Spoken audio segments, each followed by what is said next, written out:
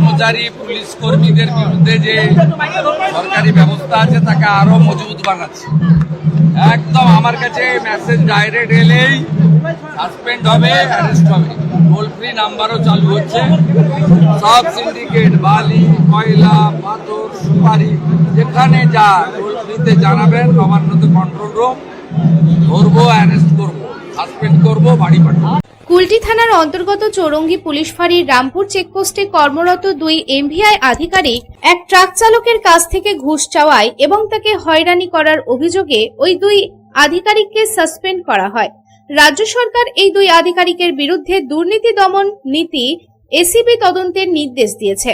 জানা যায়, রামপুর চেকপোস্টে কর্মরত অভিযুক্ত 2 এমভিআই আধিকারিক নাজিমুল হক এবং অনুপম ব্যানার্জি সমস্ত বৈধ কাগজপত্র থাকা সত্ত্বেও মালবাহী ট্রাক চালক দীপক সিং এর কাছে 22,000 টাকা ঘুষের দাবি করেন। ট্রাক চালক ঘুষ দিতে অস্বীকৃতি প্রকাশ করলে আধিকারিকেরা বেআইনিভাবে ট্রাকটি বাজেয়াপ্ত করেন এবং ট্রাক চালককে মানসিক ও প্রশাসনিক হয়রানির শিকার করেন।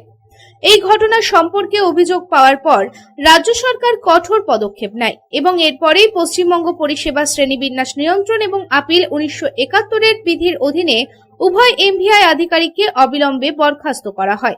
এছাড়াও ফৌজদারি তদন্ত এবং কঠোর আইনি ব্যবস্থার জন্য ফাইলটি এসিবির কাছে হস্তান্তর করা হয়। এদিন এই প্রসঙ্গে অন্য এক ট্রাক চালক জানান, গাড়িটি কোম্পানি থেকে এসেছে, আন্ডারলোড ওভারলোড কোনো মালপত্রই নেই, গাড়ির লাইসেন্স থেকে শুরু করে সবকিছুই ঠিক আছে, তবুও গাড়িটি দাঁড় করিয়ে রাখা হয়েছে। গাড়িটা দাঁড় করিয়েছে যে বাঙ্গালে মাল লোড করেছি আর বাঙ্গালে খালি করব, তার জন্য এই গাড়িটা ড্যামের জন্য এসছে। অশোক লেনে কোম্পানি থেকে এসছে, তো কোম্পানি থেকে মাল লোড করেছে আর কোম্পানি সাকামবাড়িতে লোড করেছে। এলোগেন্টে খালি করার আছে, এলোগেন্টে এখান থেকে 500 মিটার হবে। তো আমাদের না আন্ডারলোড মাল আছে না ওভারলোড মাল নেই।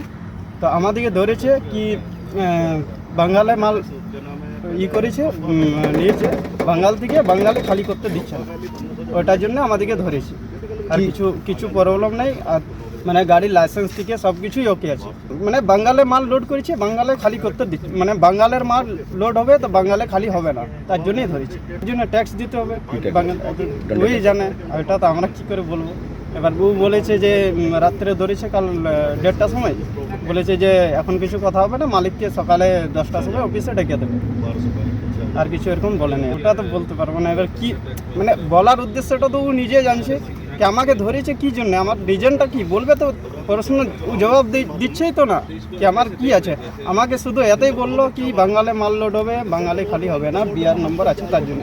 তো বিআর নম্বর আছে তো অল ইন্ডিয়া পারমিট আছে, তো কেন খালি করতে পারেন। আমি এটা ট্রায়ালের জন্য এনেছি, তো ট্রায়ালের জন্য আমি বিহার নম্বর হোক, তো আমার কাছে পারমিট তো আছে, আমি তো ইলিগাল নেই, গাড়ি সব কিছু ওকে আছে।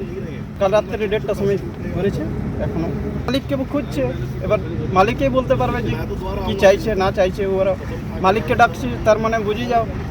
আসানসোল থেকে সন্তোষ মণ্ডলের রিপোর্ট, পাবলিক টাইমস।